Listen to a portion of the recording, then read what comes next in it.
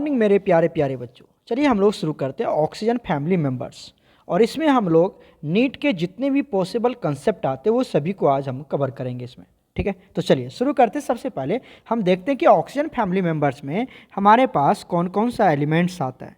ठीक है, तो सबसे पहला और एलिमेंट्स आता है oxygen, sulphur, selenium, tellurium and polonium. ठीक है, क्लियर है। Oxygen, sulphur, selenium, tellurium and polonium. अगर यहीं पर मैं क्या करूं, इसकी इलेक्ट्रॉनिक कॉन्फ़िगरेशन की बात कर लूं।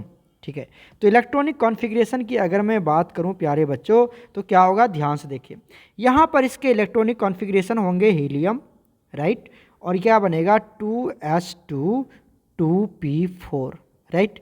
यहाँ पर बन जाएगा इसका नियॉन, उसके बाद यहाँ बन जाएगा आर्गन, ओके, यहाँ बन जाएगा क्रिप्टन, यहाँ आ जाएगा जेनन, ये तो आपको पता ही है। ओके, उसके बाद 2s2 यहाँ आएगा 3s2 3p4, यहाँ आएगा 3d10, उसके बाद 4s2 4p4, यहाँ आ जाएगा 4d10 5s2 5p4, यहाँ आ जाएगा 4f14 5d10 6s2 6p4।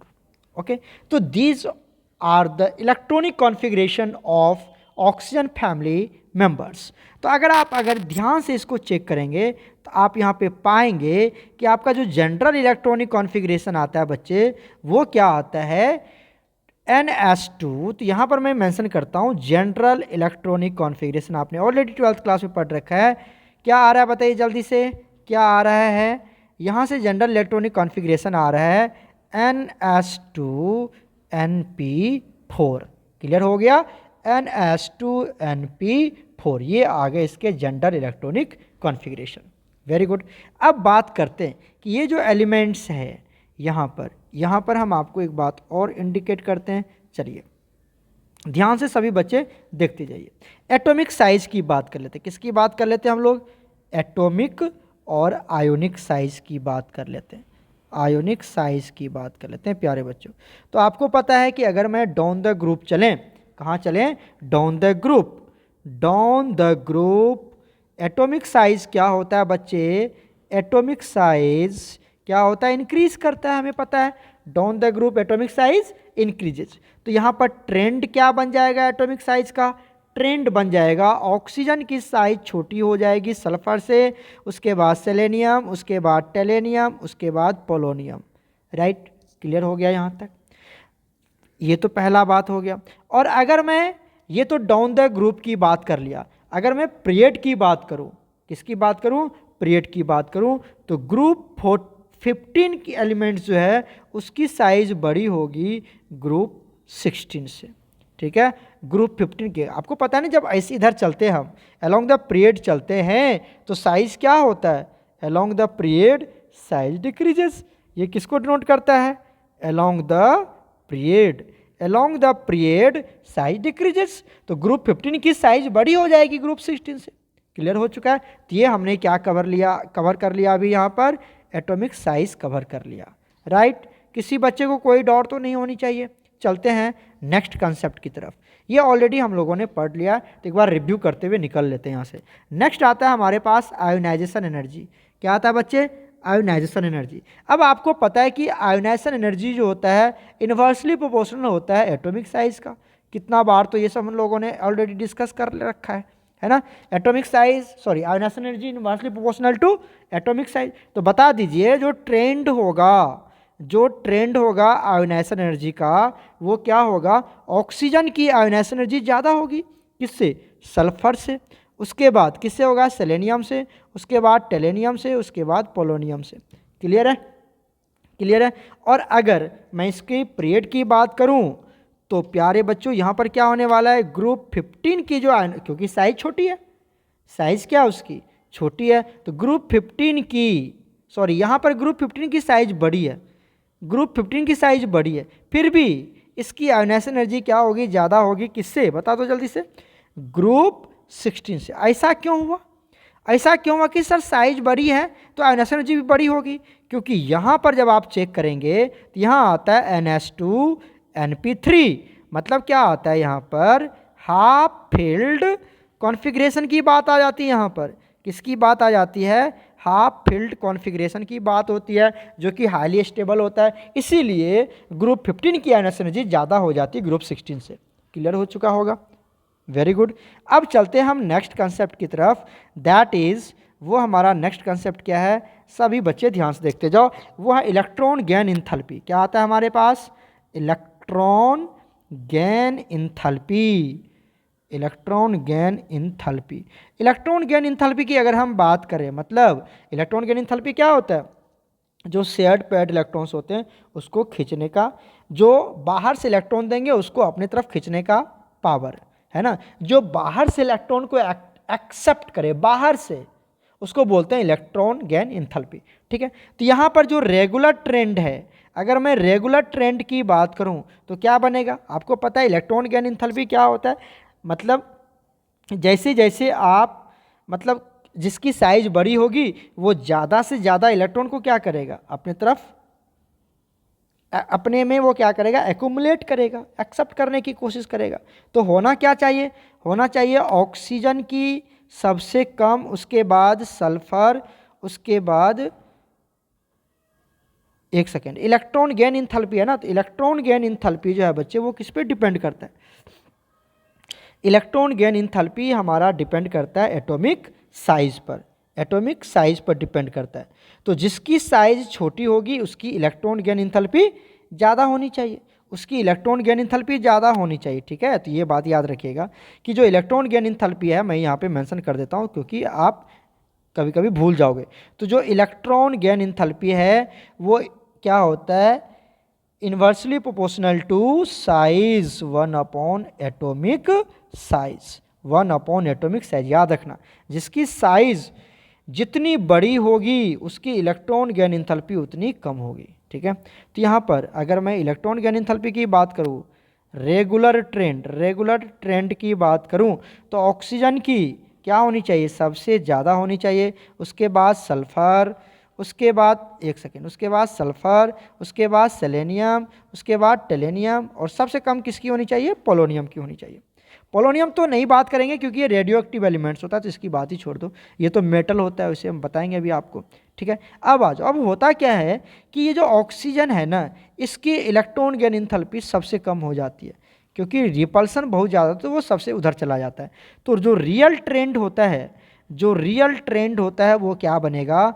Sulphur की इलेक्ट्रॉन गेन इंथैल्पी सबसे ज़्यादा, उसके बाद सेलेनियम, उसके बाद टेलेनियम, और सबसे कम हो जाएगा ऑक्सीजन का। तो इलेक्ट्रॉन गेन इंथैल्पी किस पे डिपेंड करता है? Also inversely proportional to atomic size. याद रखना। क्लियर हो गया यहाँ तक? क्लियर हो गया। चलते हम लोग नेक्स्ट कंसेप्ट की तरफ, दैट इज कॉल्ड इलेक्ट्रोनिगेटिविटी। क्या होता है हमारा? इलेक्ट्रोनिगेटिविटी। और इलेक्ट्रोनिगेटिविटी को क्या बोलते हैं हम? नॉन मेटालिक कैरेक्टर बोल देते हैं। क्या बोलते हैं हम? Non metallic character. इसी को बोलते हैं नॉन मेटालिक कैरेक्टर। इलेक्ट्रोनिगेटिविटी बोल दो, जिसको ईएन वैल्यू बोलते हैं, और इसको नॉन मेटालिक कैरेक्टर बोलते हैं। आपको पता है, क्या पता है सर, कि डाउन द ग्रुप क्या होने वाला है? इलेक्ट्रोनिगेटिविटी की जो वैल्यू होती है वो क्या होती? कम होती, क्योंकि down the group metallic character बढ़ता है ना। ये तो पता ही होगा आपको। तो यहाँ पर जो ट्रेंड होगा इलेक्ट्रोनिगेटिविटी की, क्या होगी? ऑक्सीजन की इलेक्ट्रोनिगेटिविटी सबसे ज़्यादा, आपको पता है सबसे ज़्यादा फ्लोरीन का होता है, उसके बाद सेकेंड हाईएस्ट ऑक्सीजन ही होता है ना 3.5। ओके, उसके बाद सल्फर, उसके बाद सेलेनियम, उसके बाद टेलेनियम, और सबसे लास्ट में पोलोनियम। पोलोनियम तो मेटल है। क्लियर हो गया। अब चलते हैं हम मेटालिक कैरेक्टर की बात कर लेते हैं। मेटालिक कैरेक्टर की बात कर लेते हैं बच्चे। मेटालिक कैरेक्टर में क्या होगा?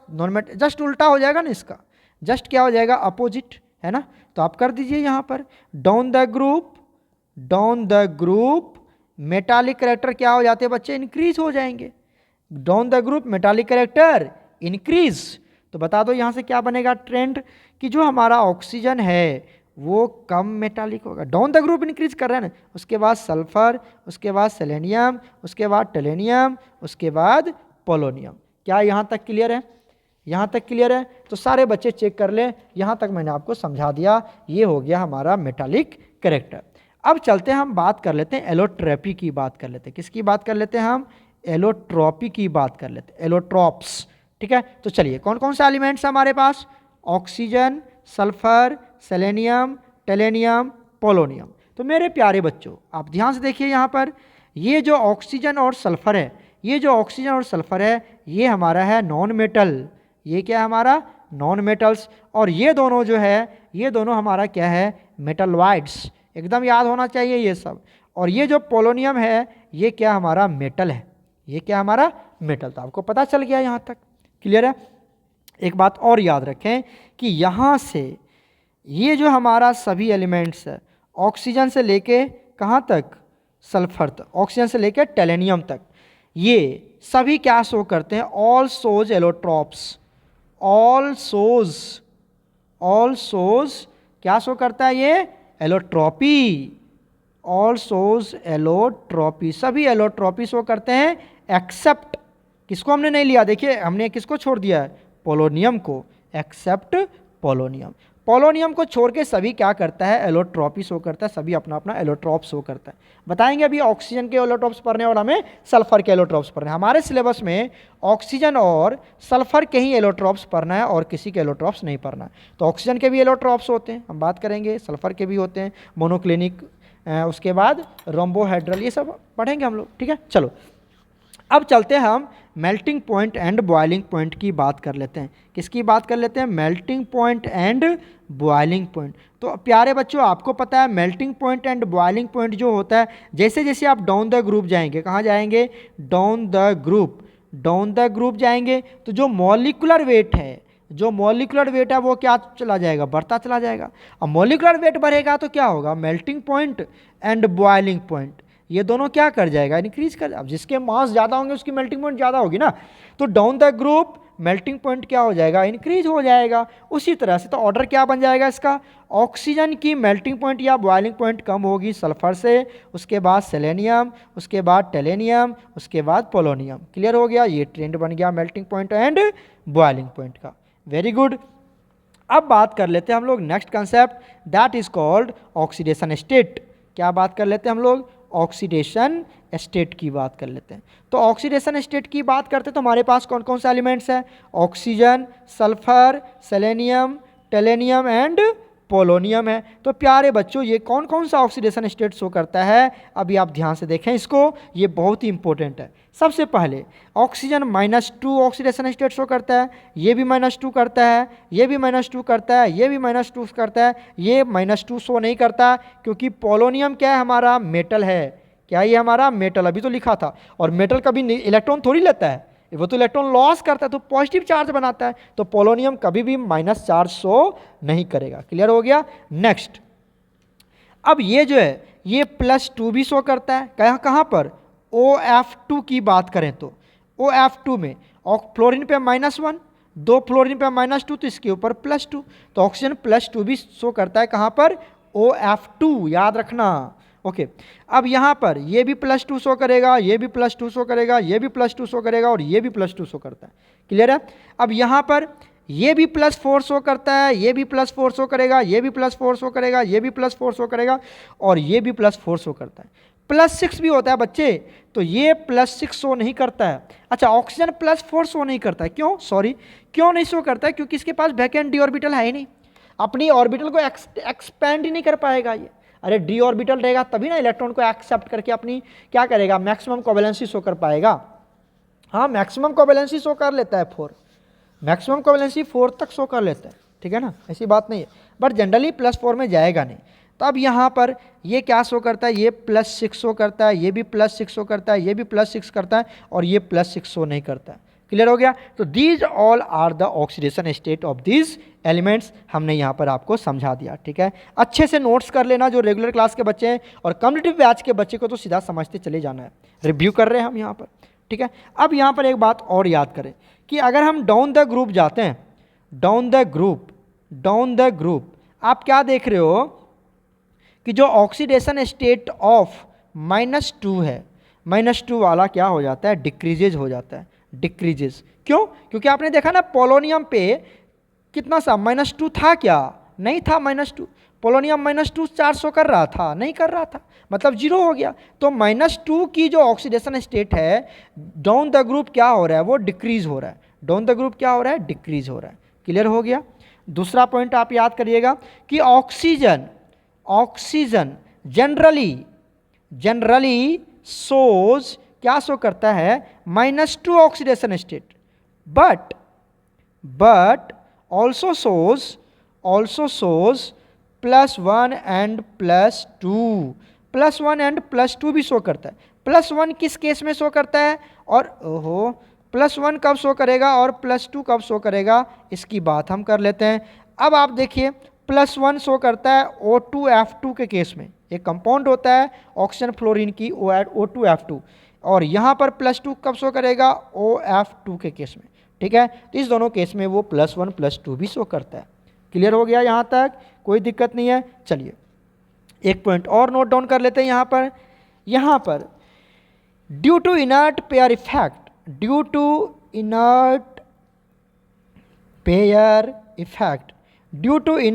Effect stability of +4 oxidation state क्या हो जाता है, इंक्रीज हो जाता है, but stability of +6 oxidation state क्या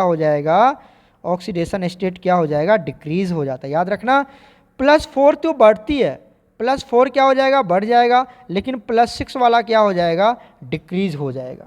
ठीक है, तो इतना बात आप नोट डाउन करना। ये था हमारे पास ऑक्सीडेशन स्टेट की कहानी। अब चलते हम लोग नेक्स्ट पार्ट आ जाता है, यहाँ पर हम लोग कवर कर लेते हैं केमिकल प्रॉपर्टीज़। किसकी बात कर लेते हैं हम लोग, केमिकल प्रॉपर्टीज़ की बात कर लेते हैं, केमिकल प्रॉपर्टीज़। ठीक है, तो केमिकल प्रॉपर्टीज़ में हम सबसे पहले पढ़ लेते हैं रिएक्शन विथ किसके साथ, रिएक्शन विथ हाइड्रोजन। तो जब ये हाइड्रोजन के साथ रिएक्शन करेगा तो क्या बनाएगा बच्चे, बताओ, फॉर्म्स हाइड्राइड। क्या बनाता है ये, हाइड्राइड बनाता है। जब हाइड्रोजन के साथ रिएक्शन करेगा तो क्या बनाएगा, हाइड्राइड बनाता है। तो ये कितने तरह के हाइड्राइड बनाते हैं प्यारे बच्चों, ये बनाता है हमारे पास 2 तरह के हाइड्राइड। कितने तरह के हाइड्राइड बनाते हैं, 2 तरह के हाइड्राइड बनाएंगे।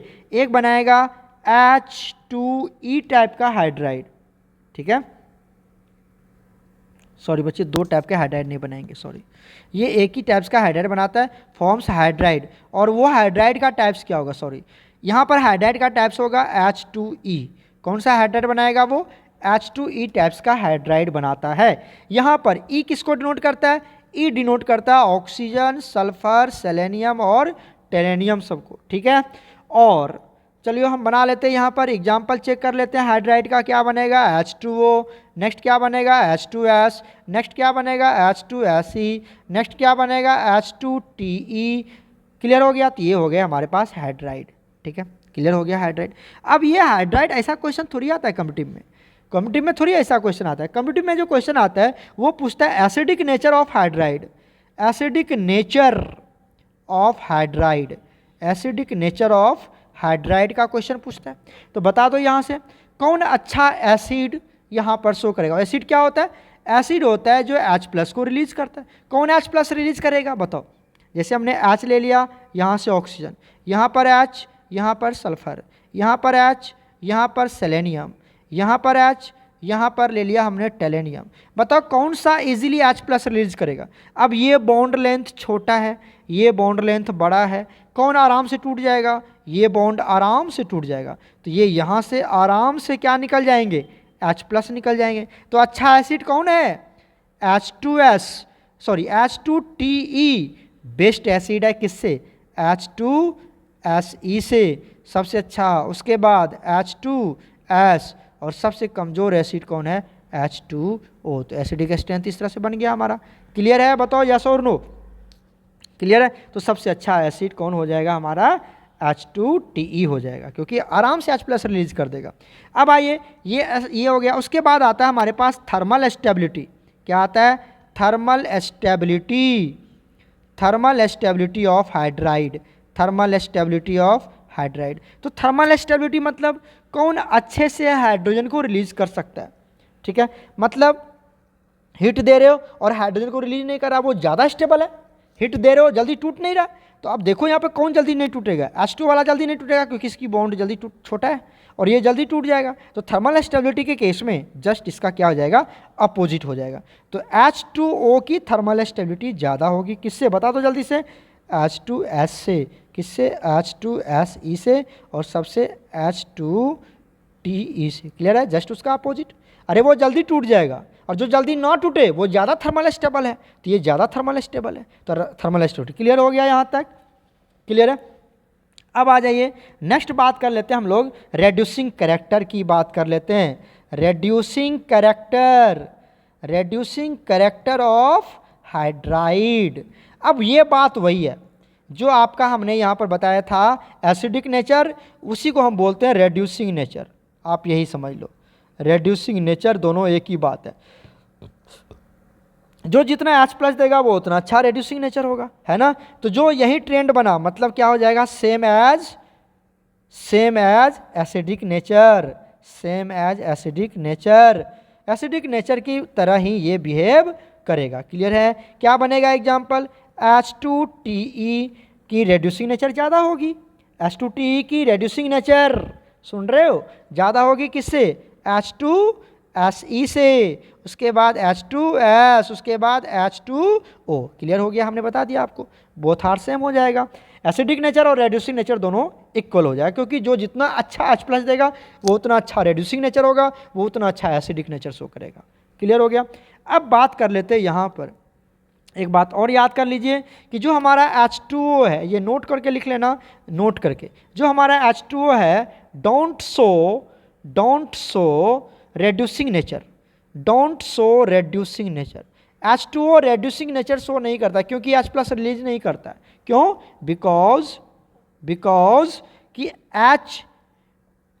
It forms hydrogen bonding, H forms क्या बनाता है, हाइड्रोजन बॉन्डिंग बनाता है। तो जो हाइड्रोजन है वो हाइड्रोजन बॉन्डिंग में बिजी हो जाता है, वो हाइड्रोजन रिलीज नहीं कर पाता है, तो वो सो ही नहीं करेगा रेड्यूसिंग नेचर। क्लियर हो गया, due to formation of hydrogen bonding. Clear हो गया। अब यहीं पर बात कर लेते हैं हम, नेक्स्ट पार्ट आ जाता है हमारे पास melting point and boiling point of hydride. Melting point and boiling point of hydride की बात कर लेते हैं। तो प्यारे बच्चों आपको पता ही होगा क्या होता है कि अगर मास बढ़ेगा, मॉलिक्यूलर मास बढ़ता है, ठीक है, मॉलिक्यूलर मास इंक्रीज होगा तो melting point and boiling point क्या होनी चाहिए, इंक्रीज होनी चाहिए, राइट। ये तो आपको पता ही है कि अगर मॉलिक्यूलर मास बढ़ रहा है तो मेल्टिंग पॉइंट बॉइलिंग पॉइंट भी क्या कर जाता है, इंक्रीज। तो यहाँ पर एक ट्रेंड आता है हमारे पास जो रेगुलर ट्रेंड क्या होगा बताइए। रेगुलर ट्रेंड होनी चाहिए कि जो H2O है इसकी मास कम होगी क्योंकि ऑक्सीजन ही है, तो ये इसकी हो जाएगी melting point boiling point H2S, उसके बाद H2SE, उसके बाद H2TE। बट जो रियल ट्रेंड है, जो आपका रियल ट्रेंड है वो क्या, देखिए रियल ट्रेंड जो बॉइलिंग पॉइंट है ना वो डिफर कर जाता है। क्यों, क्योंकि यहाँ पर H2O में हाइड्रोजन बॉन्डिंग होता है, तो H2O सबसे लास्ट में चला जाता है। तो क्या बनेगा, H2S की कम होगी किससे, H2SE से, कम होगी किससे, H2TE से, और सबसे ज़्यादा होगी बॉइलिंग पॉइंट किसकी, H2O की। याद है ना, यहाँ पे थोड़ा सा एक्सेप्शन है। तो H2O की बॉइलिंग पॉइंट, मेल्टिंग पॉइंट सबसे ज़्यादा होगी with respect to other molecules. Clear हो गया। ऐसा क्यों हुआ, ड्यू टू हाइड्रोजन बॉन्डिंग, ऐसा क्यों हुआ, ये इधर क्यों आ गया, due to hydrogen bonding. Clear है यहाँ तक, बताओ जल्दी से, due to hydrogen bonding. Very good, तो ये हमने आपको समझा दिया। चलिए नेक्स्ट हम चलते हैं नेक्स्ट पार्ट पर। नेक्स्ट आता है हमारे पास रिएक्शन विथ O2। अब ये तो बहुत इंपॉर्टेंट है, रिएक्शन विथ O2 तो हर जगह होते हैं। रिएक्शन विथ O2, ऑक्सीजन के साथ रिएक्शन करवाते हैं ग्रुप 16 के एलिमेंट्स को, तो ये बनाते हैं 2 टाइप्स ऑफ ऑक्साइड्स। कितने टाइप्स के ऑक्साइड्स बनाएंगे, 2 टाइप्स ऑफ ऑक्साइड। कितने तरह के ऑक्साइड बनाएंगे बच्चे, टू टाइप्स ऑफ ऑक्साइड्स बनाते हैं। एक बनाता है हमारा EO2 टाइप का, दूसरा बनाता है EO3 टाइप का। पता होगा ना आपको। जैसे देखिए क्या बनाता है आपका, एक बनाता है हमारा SO2, याद होगा आपको, एक बनाता है SO3, याद है ना आपको, EO2 और EO3 टाइप का। तो दो तरह के इस तरह के हमारे ये बनते हैं। अगर अगर ऑक्सीजन के साथ रिएक्शन करवा दें तो ये क्या बनेगा, ये बनेगा O3, एक बनेगा SO2, एक बनेगा आपको SeO2, एक बनेगा TeO2। क्लियर है यहाँ तक, क्लियर है। तो ये बना लिया EO2 टाइप के ऑक्साइड। दूसरा होता है EO3 टाइप के ऑक्साइड, यहाँ पर क्या बनेंगे SO3, उसके बाद क्या बनेंगे SeO3, क्या बनेंगे TeO3 बनेंगे। क्लियर हो गया। अब एक बात और याद कर लें, ये जो ऑक्सीजन है ये दोनों SO2 ये होता है हमारा गैसियस स्टेट में। किस स्टेट में होगा, गैस स्टेट में। और जो SeO2 होता है ये क्या होता है हमारा सॉलिड होता है। क्लियर है, तो ये बात आप याद रखिएगा। क्लियर है, यस और नो। अब यहीं पर बात कर लेते हैं हम कि जितने भी ऑक्साइड्स हैं ये दोनों oxide both EO2 and EO3, both EO2 and EO3 oxides are acidic in nature। तीनों के दोनों क्या होते हैं, एसिडिक इन नेचर होते हैं, दोनों एसिडिक नेचर के होते हैं। क्लियर हो गया, दोनों चाहे ये बात करें चाहे ये बात करें सारे एसिडिक नेचर के होते हैं। क्लियर हो गया। चलते हैं अब हम लोग नेक्स्ट टॉपिक देखते हैं यहाँ पर, reducing nature of oxides. Reducing nature of oxides, कौन से ऑक्साइड्स, डाइऑक्साइड की बात कर लेते हैं। किसकी बात कर लेते हैं हम, डाइऑक्साइड की बात कर लेते हैं। तो रेड्यूसिंग नेचर ऑफ डाइऑक्साइड। तो प्यारे बच्चों डाइऑक्साइड में क्या क्या आया था आपके पास, बताइए जल्दी से। SO2 आया था, SeO2 आया था, उसके बाद TeO2 आया था। बताओ यहाँ पर SO2 की रेड्यूसिंग करेक्टर सबसे ज़्यादा है, और ये मतलब ये जो है किसकी तरह बिहेव करता है, रेड्यूसिंग एजेंट की तरह बिहेव करेगा। और ये सबसे कम है तो किसकी तरह बिहेव करेगा, ऑक्सीडाइजिंग एजेंट की तरह बिहेव करेगा। क्लियर हो गया, क्लियर हो गया, यहाँ तक याद रखिएगा। ठीक है, सबसे ज़्यादा यही है तो क्या हो जाए, रेड्यूसिंग, ये सबसे कम है तो रेड्यूसिंग एजेंट कम, ऑक्सीडाइजिंग एजेंट ज़्यादा की तरह बिहेव करेगा, ये है ना। क्लियर हो गया यहाँ तक। चलो अब हम लोग चलते हैं प्यारे बच्चों, यहाँ पर बात कर लेते हैं reaction with halogen. Reaction with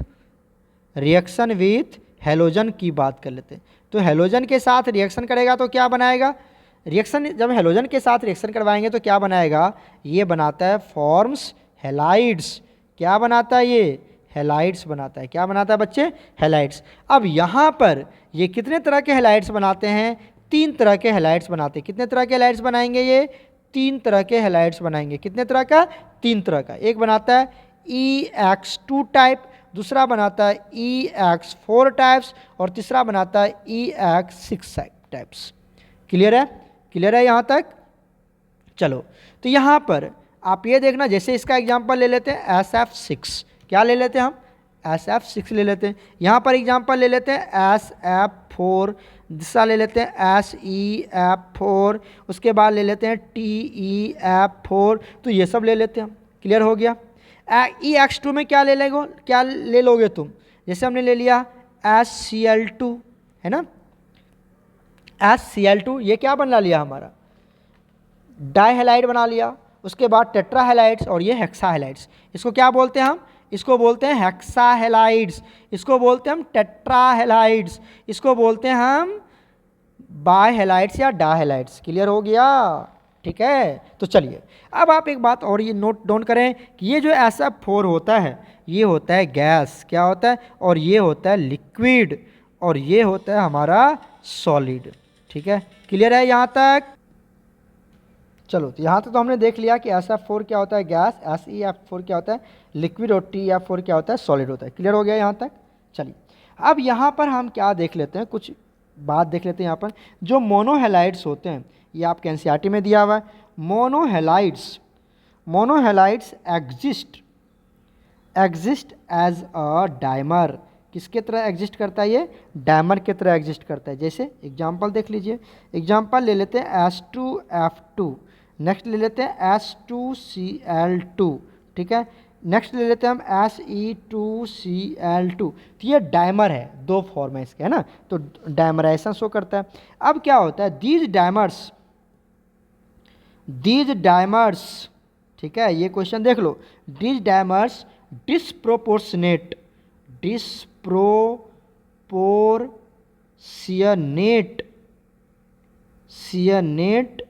itself, ये अपने आप का क्या कर लेता है, डिस्प्रोपोर्शनेट कर लेता है, मतलब टूट जाता है। क्या करता है, वो टूट जाता है, डिस्प्रोपोर्शनेशन रिएक्शन शो करने लगता है। जैसे एग्जांपल देख लीजिए, एग्जांपल यहाँ पे हम ले लेते हैं Se2Cl2। इसको जब आप ब्रेक करेंगे, हीट करेंगे कुछ भी, तो ये टूट जाता है SeCl4 में, और साथ में क्या टूट जाता है, Se दे देता है। तो बताओ यहाँ पर इसका ऑक्सीडेशन स्टेट कितना है, +1, यहाँ पर ऑक्सीडेशन स्टेट कितना है, +4, यहाँ पर कितना है, 0। तो +1 से किस में चला गया, +4 में जा रहा है। ऐसे किस में जा रहा है, +4 में जा रहा है, और किस में जा रहा है, 0 में जा रहा है। तो कभी बढ़ रहा है, कभी घट रहा है, तो डिस्प्रोपोर्शनेट कर जाता है अपने आप को। क्लियर हो गया यहाँ तक? चलिए अब बात कर लेते हैं हम लोग प्रिपरेशन ऑफ डाईहाइड्रोजन, मतलब डाईऑक्सीजन। हम बात कर लेते हैं अब ऑक्सीजन की बात करते हैं। किसकी बात करते हैं, ऑक्सीजन की। तो अब यहाँ पर इसकी क्या करेंगे, सबसे पहले प्रिपरेशन कर लेते हैं हम। क्या कर लेते हैं, प्रिपरेशन, ठीक है। प्रिपरेशन में कौन सा मेथड देखेंगे, पहले हम लैब मेथड देखेंगे। कौन सा मेथड, लैब मेथड। तो यहाँ पर सबसे पहला हम देख लेते हैं कैसे बनाते हैं लैब में। सबसे पहले क्या करते हैं, आप कोई भी कैसे बनाओगे, मैं लिख देता हूँ, on heating the oxygen containing salt. अगर ऑक्सीजन कंटेनिंग सॉल्ट की हीट करेंगे तो क्या बनेगा, आपको ऑक्सीजन रिलीज होगा। एग्जांपल ले लीजिए, जैसे हमने ले लिया KClO3, इसको जब आप हीट करेंगे तो क्या बनेगा, ये KCl बन जाएगा, साथ में O2 रिलीज कर देगा। तो जैसे KMnO4 ले लो, ठीक है, K2Cr2O7 ले लो, तो इस सबको भी हीट करोगे तो यही बनेगा, ठीक है। NCERT में यही दिया हुआ है, तो हम इसी की बात कर लेते हैं। दूसरा कैसे बनाएंगे आप, on thermal decomposition of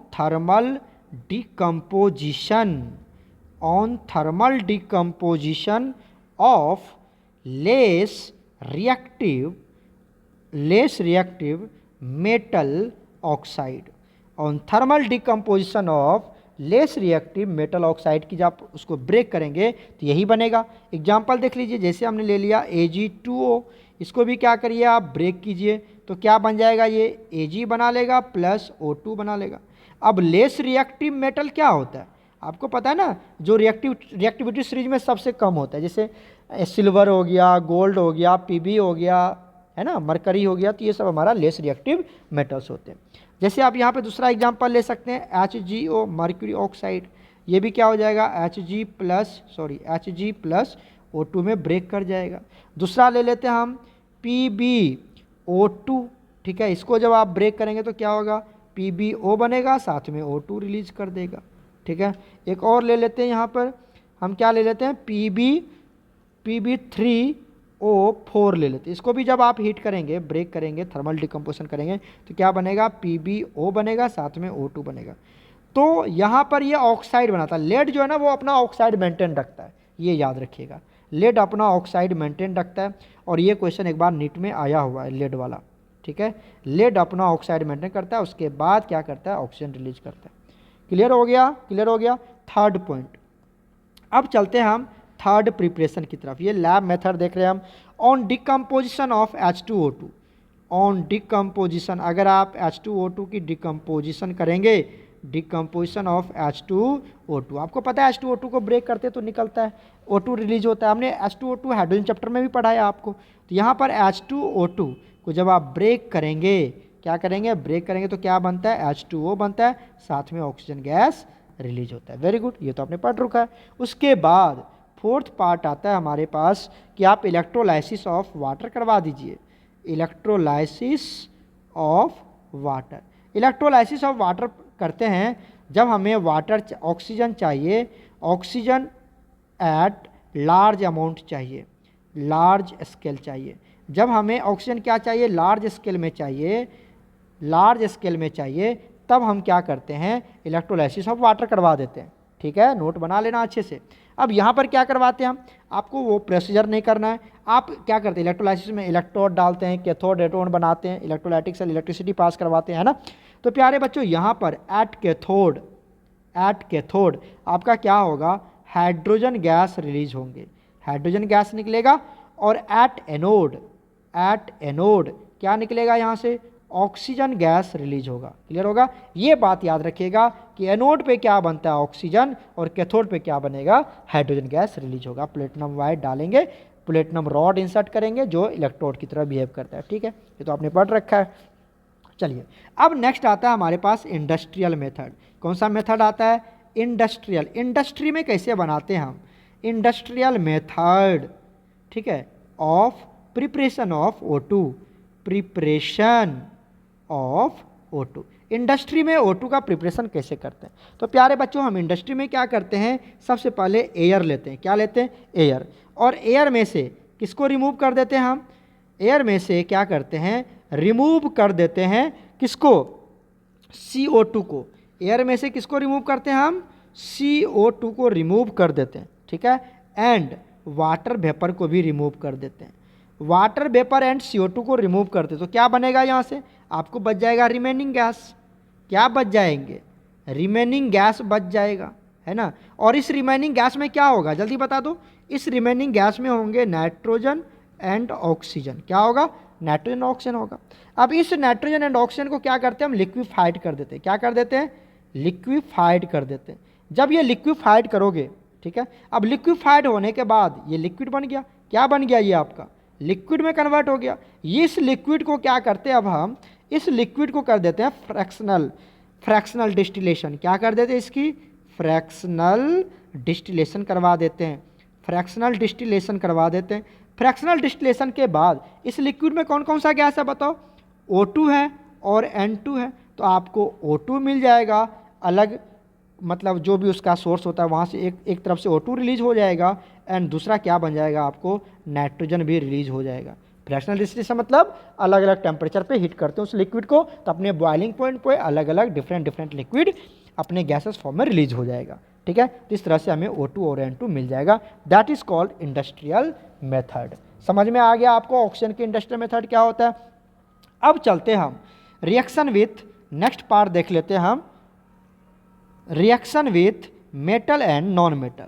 reaction with metal and non metal, ठीक है। मेटल एंड नॉन मेटल के साथ ऑक्सीजन की क्या करवा लेते हैं हम, रिएक्शन करवा लेते हैं। तो प्यारे बच्चों इट ऑलवेज फॉर्म्स, क्या बनाता है ये, ऑलवेज फॉर्म्स, क्या बनाएगा जल्दी बताओ, ऑक्साइड्स। क्या बनाता है, ऑक्साइड्स बनाता है। Except gold and platinum. Gold और प्लेटिनम के साथ ये रिएक्शन नहीं करता है, बाकी जितने के भी साथ ये रिएक्शन करेगा क्या बनाएगा, ऑक्साइड बनाएगा, चाहे वो मेटल हो चाहे नॉन मेटल हो, ठीक है। एग्जांपल ले लेते हैं हम, जैसे हमने मेटल ले लिया कैल्शियम प्लस O2, क्या बना लेगा ये, CaO बना लेगा। क्या बना लेगा, CaO बना लेगा, ठीक है। जैसे हमने ले लिया P4 प्लस O2, क्या बना लेगा जल्दी बताओ, P4O10 बना लेगा, है ना। जैसे हमने ले लिया एल्युमिनियम प्लस O2, क्या बना लेगा, Al2O3 बना लेगा, है ना। जैसे हमने ले लिया SO2 प्लस O2, क्या बना लेगा, आप ये जान लीजिए, यहाँ पर V2O5 डालते हैं, वेनेडियम पेंटाऑक्साइड क्या बनाता है, SO3 बनाता है। सल्फ्यूरिक एसिड का जब प्रिपरेशन करते हैं कॉन्टैक्ट प्रोसेस के थ्रू, तो वहाँ पर आपने पढ़ा होगा बोर्ड में, ठीक है। और अगर आपने यहाँ पर ले लिया HCl प्लस O2 और यहाँ पर क्या डाल देते हैं हम लोग, CuCl2 डाल देते हैं, तो यहाँ पर बन जाता है Cl2 बनता है, साथ में क्या बन जाता है, H2O बन जाता है। तो इस तरह से ये हमारा क्या होता है, ऑक्सीजन के साथ रिएक्शंस करते हैं, ठीक है। अब बात कर लेते हैं हम यहाँ पर बात कर लेते हैं हम टाइप्स ऑफ ऑक्साइड्स की, टाइप्स ऑफ ऑक्साइड की बात कर लेते हैं। तो टाइप्स ऑफ ऑक्साइड की बात करते हैं प्यारे बच्चों, तो यहाँ पर हमारे पास दो तरह के ऑक्साइड्स होते हैं। कितने तरह के, दो तरह के ऑक्साइड्स होते हैं। एक होता है सिंपल ऑक्साइड, एक होता है मिक्स्ड ऑक्साइड। क्या होता है, मिक्स्ड ऑक्साइड होता है, क्लियर है। एक होता है सिंपल ऑक्साइड, दूसरा होता है मिक्स्ड ऑक्साइड। सिंपल ऑक्साइड में क्या आता है, जैसे MgO, जैसे हमने ले लिया Al2O3 ले लिया, ठीक है। और मिक्स्ड ऑक्साइड में क्या आएगा, मिक्स्ड ऑक्साइड में आएगा जो दो ऑक्साइड से मिलके बनता है, जैसे Fe3O4, किससे किससे मिलकर बना है, जल्दी बताइए। ये बना है FeO से, दूसरा Fe2O3 से बना है ना, 2 ऑक्साइड से मिलकर बना है, इसलिए इसको बोलते हैं मिक्स्ड ऑक्साइड। क्लियर हो गया, क्लियर हो गया। चलो अब चलते हैं हम, ये जो सिंपल ऑक्साइड है, ये जो सिंपल ऑक्साइड है, सिंपल ऑक्साइड, ये सिंपल ऑक्साइड भी हमने इसको क्या कर रखा है, बहुत सारे पार्ट्स में डिवाइड कर रखा है। ठीक है, 4 पार्ट्स में डिवाइड किया है इसको हमने। एक होता है एसिडिक ऑक्साइड, क्या होता है, एसिडिक ऑक्साइड। एसिडिक ऑक्साइड का एग्जांपल ले लो, जैसे SO2, आपको पता है ना नॉन मेटल का ऑक्साइड क्या होते हैं, एसिडिक होते हैं। हमने ले लिया Cl2O7, उसके बाद ले लिया CO2, तो ये सब क्या है हमारे पास, एसिडिक ऑक्साइड। ये तो बच्चे वाली कहानी है, आपको ऑलरेडी पता है। दूसरा होता है बेसिक ऑक्साइड, क्या होता है बच्चे, बेसिक ऑक्साइड होते हैं। तो बेसिक ऑक्साइड में क्या ले लेंगे, मेटल का ऑक्साइड। मेटल का ऑक्साइड क्या होता है, बेसिक ऑक्साइड होता है। कितना बार तो पढ़े हो, Na2O, जैसे हमने ले लिया CaO, तो ये सब क्या हो गया हमारा, मेटल का ऑक्साइड, और ये क्या होता है, बेसिक ऑक्साइड होता है। नेक्स्ट आता है हमारे पास एम्फोटेरिक ऑक्साइड, क्या होता है, एम्फोटेरिक ऑक्साइड। एम्फोटेरिक ऑक्साइड्स होते हैं। तो एम्फोटेरिक ऑक्साइड मतलब जो एसिड के साथ भी रिएक्शन करे और बेस के भी साथ रिएक्शन करे। तो यहाँ पर एग्जांपल ले लेते हैं हम Al2O3, क्या ले लेते हैं, Al2O3 ले लेते हैं। अब इस Al2O3 की रिएक्शन अगर हमने किसके साथ करवा दी, 6HCl के साथ करवा दिया, और बेस के साथ भी रिएक्शन करवाएंगे, तो क्या ले लिया, 6NaOH। ठीक है, तो एसिड के साथ भी रिएक्शन करे और जो बेस के साथ रिएक्शन करे उसको हम बोलते हैं एम्फोटेरिक ऑक्साइड। क्लियर है। अब अगर तुमने एसिड के साथ रिएक्शन करवाया तो यहाँ पर बन जाता है AlH2O6, और इसके ऊपर आ जाता है 3+ और साथ में 6Cl- रिलीज हो जाता है। क्लियर है यहाँ तक।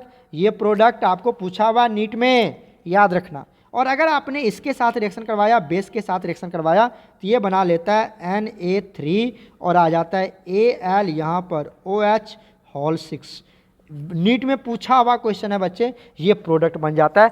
तो ये जो Al2O3 है ये किस नेचर का होता है, हमारा एम्फोटेरिक नेचर का होता है। क्लियर हो गया। एंड लास्ट वन जो फोर्थ टाइप का आएगा उसकी बात हम कर लेते हैं यहाँ पर। फोर्थ टाइप क्या आएगा हमारा पास, neutral oxide. Neutral oxide, neutral oxide. Neutral oxide में कुछ नहीं है, आपको सीधा से याद रखना है कि जो न्यूट्रल ऑक्साइड होता है वो होता है हमारा CO, NO, N2O and H2O।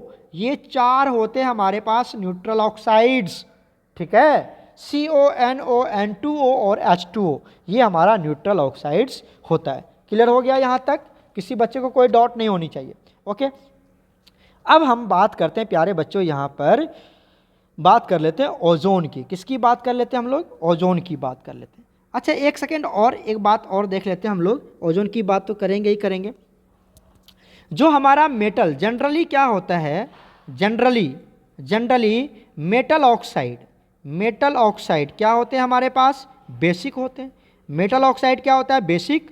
और नॉन मेटल ऑक्साइड क्या होते हैं, एसिडिक होते हैं। तो आपने पढ़ा ही है, एसिडिक इन नेचर होता है। ठीक है, क्लियर है, लिख लोगे, नोट्स बना लोगे अच्छे से।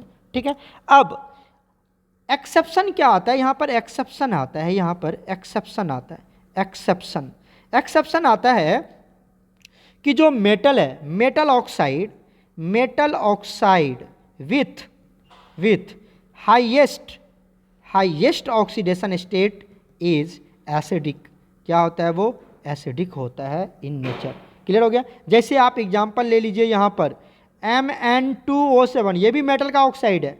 दूसरा ले लेते हैं CrO3, ये भी मेटल का ऑक्साइड है। V2O5, ये भी मेटल का ऑक्साइड है। यहाँ पर कितना है, +5, यहाँ पर +6, यहाँ पर +7 ऑक्सीडेशन स्टेट है। और ये सब किस नेचर शो करेगा, एसिडिक नेचर शो करता है। कौन सा नेचर शो करता है, ये एसिडिक नेचर शो करता है। तो मेटल ऑक्साइड जो हायर ऑक्सीडेशन स्टेट में है वो एसिडिक नेचर भी शो करता है। ऐसी बात नहीं कि हमेशा वो बेसिक नेचर ही होगा।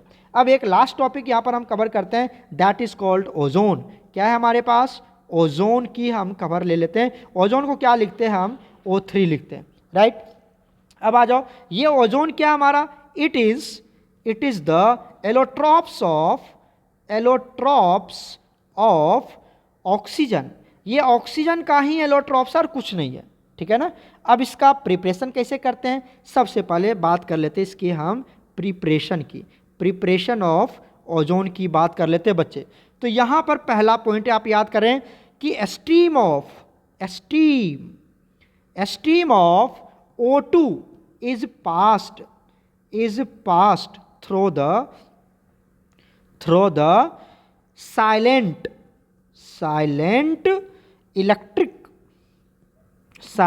इलेक्ट्रिक डिस्चार्ज ट्यूब के थ्रू। डिस्चार्ज यहाँ पर बहुत हीट प्रोवाइड करते हैं, एक इलेक्ट्रिक रॉड के थ्रू बहुत हीट प्रोवाइड करते हैं और उसके थ्रू हम स्ट्रीम ऑफ ऑक्सीजन को क्या करते हैं, पास करवाते हैं। क्लियर हो गया पहली बात। यहाँ पर only 10% of oxygen is converted into O2 O3, मतलब आपको 10% ऑक्सीजन ही कन्वर्ट हो पाता है O3 में, ठीक है। तो अगर उससे ज़्यादा चाहिए तो हमें क्या करना पड़ेगा, देखेंगे अभी। आप जब ये साइलेंट इलेक्ट्रिक डिस्चार्ज ट्यूब का यूज करेंगे आप, तो यहाँ पर क्या होगा, 10% ऑक्सीजन ही कन्वर्ट हो पाता है O3 में। क्लियर हो गया। दूसरी बात, ये रिएक्शन जो होते हैं इंडोथर्मिक होता है, हम हीट दे रहे हैं ना, इसको हम हीट दे रहे हैं यहाँ पर, तो इंडोथर्मिक इन नेचर होता है। क्लियर हो गई बात, इंडोथर्मिक इन नेचर मतलब क्या हो गया, डेल्टा एच की वैल्यू क्या होगी, यहाँ पर पॉजिटिव हीट हम दे रहे हैं। ओके, तो यहाँ पर रिएक्शन देख लो क्या होगा, 3O2 किस में कन्वर्ट हो जाएगा, 2O3 में, ठीक है। तो इसी को हम क्या बोलते हैं, ओजोन बोलते हैं, यही तो हमारा ओजोन है। क्लियर है, रिएक्शन भी आपको समझ में आ गया। चलिए अब देखते हैं, अगर हमें मोर देन 10% चाहिए, if we need more than 10% ozone, तो क्या करना पड़ेगा, देन क्या करना पड़ेगा हमें, वी यूज क्या यूज करते हैं हम, battery. Then we use battery of ozoniser, battery of, मतलब हम एक बैटरी लगा देते हैं, क्या लगा देते हैं, हम एक बैटरी यूज कर लेते हैं, ठीक है। एंड दस the pure O3 is condensed, क्या हो जाता है, कंडेंस्ड हो जाता है in the container surrounded by liquid O2। तो क्या होता है, जिस कंटेनर में आप ये करवा रहे हो तो उस कंटेनर में क्या होगा, O3, यहाँ पर ये क्या हमारा O3 है, ठीक है। और इसको क्या करेगा, लिक्विड O2, कौन बोलो जल्दी से, लिक्विड O2 क्या करेगा, इसको सराउंड कर लेगा। ये क्या हो गया हमारा, लिक्विड O2। क्लियर हो गया यहाँ तक। तो इस तरह से हम क्या करते हैं, एक बैटरी यूज कर लेते हैं, ओजोनाइजर बैटरी यूज कर लेते हैं। क्लियर हो गया। अब इसकी बात कर लेते हैं हम लोग प्रॉपर्टीज़ की। किसकी बात करते हैं हम, प्रॉपर्टीज़ की बात कर लेते हैं, प्रॉपर्टीज़ की बात करते हो। तो प्रॉपर्टीज़ में O3 जो होता है वो तीनों फॉर्म में मिलता है। अगर हम गैस की बात करें तो ये होता है पेल ब्लू। कैसा होता है, ये पेल ब्लू कलर का होता है। कैसा होता है बच्चे, याद रखो, पेल ब्लू कलर होता है, नीट में आया हुआ क्वेश्चन है। और अगर ये लिक्विड में होता है, अगर आप कंडेंस करोगे तो लिक्विड बन जाएगा। क्या हो जाएगा, ये लिक्विड में आता है डार्क ब्लू। कैसा होता है, ये डार्क ब्लू होता है लिक्विड स्टेट में। और अगर बात करते हैं किसमें, सॉलिड स्टेट में बात करते हैं, और कंडेंस कर दो तो O3 सॉलिडिफाई हो जाएगा। तो ये क्या हो जाता है, हमारा वायलेट ब्लैक हो जाता है, वायलेट ब्लैक हो जाता है। तो ये तीनों कलर आपको याद होनी चाहिए सॉलिड, लिक्विड, गैसेस में, ठीक है। अब प्यारे बच्चों यहाँ पर जो O3 होता है, ध्यान से देखिए, जो O3 होता है इज थर्मोडायनेमिकली अनस्टेबल। क्या होता है ये, थर्मोडायनेमिकली क्या होता है, अनस्टेबल होता है, ठीक है। थर्मोडायनेमिकली अनस्टेबल होगा तो क्या होगा, ये ब्रेक हो जाएगा। दैट इज जो O3 है वो क्या हो जाता है, ब्रेक हो जाता है किसमें, O2 में, और साथ में एक नेसेंट ऑक्सीजन रिलीज करता है, ठीक है। यहाँ पर डेल्टा H की वैल्यू क्या हो जाती है, निगेटिव, क्योंकि टूट रहा है तो एनर्जी निकलेगा, तो डेल्टा H की वैल्यू क्या होगी, निगेटिव होगी। क्लियर है। उसके बाद इनोट्रॉपी बढ़ रहा है, पहले एक ही मॉलिक्यूल था, पहले कितना मॉलिक्यूल था, एक, अब कितना मॉलिक्यूल हो गया, देखो तो 2 मॉलिक्यूल हो गया। तो बताओ डेल्टा एस की जो वैल्यू होगी वो क्या होगी, पॉजिटिव, मतलब एंट्रोपी इंक्रीज कर गया, एंट्रोपी इंक्रीज कर गया, है ना। अच्छा, जब डेल्टा एच निगेटिव और डेल्टा एच पॉजिटिव, तो बता दो यहाँ पे डेल्टा जी की वैल्यू क्या हो जाएगी, ये भी निगेटिव हो जाएगी। और डेल्टा जी की वैल्यू अगर निगेटिव हो गई, डेल्टा जी की वैल्यू अगर निगेटिव है तो प्रोसेस क्या है हमारा, स्पॉन्टेनियस है।